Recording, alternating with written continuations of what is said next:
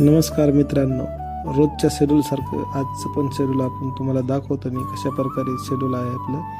आता आपली रुग्णवाहिका आपण लावलेली आहे इथं आणि चला पेशंट आणायला जाऊ वरून. हे बघा, मध्ये पेशंट असं डिस्चार्ज झालं तर आपलं त्याला जाऊन सांगायला लागतं की आज गाडी तुम्हाला मोफत असते म्हणून. हे बघा, पेशंटला बाहेर काढायला लागते, गाडीमध्ये नेऊन बसवायला लागते, कारण त्याला माहिती नसतं ना गाडी आपल्याला मोफत आहे का नाही म्हणून. आणि मग याच्यामुळे आपल्याला जाऊन त्याला सांगायला लागते गाडी मोफत आहे म्हणून. हे परभणीचं स्त्री रुग्णालय आहे आणि इथं खूप पेशंट असते. तिथं रोजचे पेशंट इथं 20-25 रोजचे सीझर होतात आपल्या स्त्री रुग्णालयाला आणि खूप मोठं हॉस्पिटल आहे. तुम्ही पण मित्रांनो कधी एखाद्या वेळेस ह्या हॉस्पिटलला नक्की भेट द्या, कारण सुविधा खूप छान आहेत मित्रांनो. प्रायव्हेटमधल्यापेक्षा जास्त सुविधा आहेत आणि परभणी जिल्ह्यामध्ये पहिलं आपलं हॉस्पिटल असं आहे की खूप मोठं हॉस्पिटल आहे आपलं. चला आपण पेशंट बसवलेत आज पहिलं पेशंट आपण इकडं ताडबोरगावकडे जाणार आहेत. बघा पेशंट बसलेत आणि पेशंट सगळे बसवायला लागतात व्यवस्थित. जेव्हा बसले सगळे पेशंट आता निघणार आहेत आपण. आता चला निघालो तर आपण आता पेशंट घेऊन आता निघालो. पहिलं पेशंट आपण सोडायला मित्रांनो ताडबोरगावला.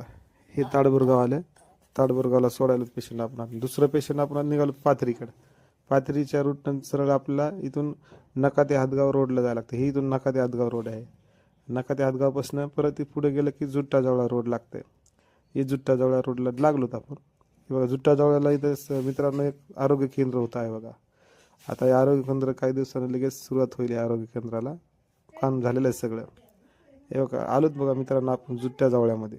या जुट्ट्याजवळ्यामध्ये हे रस्ता खूप छोटा होता, पण पेशंटला घर लांब होतं त्याचं, तरी पण आपण इतक्या लांबून सिजरचं पेशंट चलत जाऊ शकत नाही ना, म्हणून आपण प्रयत्न केले. घातली इतक्या छोट्या रस्त्यानं आपण गाडी त्याच्या घरापर्यंत. जे पोचलोत आपण त्याच्या घरापाशी, हे पेशंट सोडायला लागलोत आपण आता.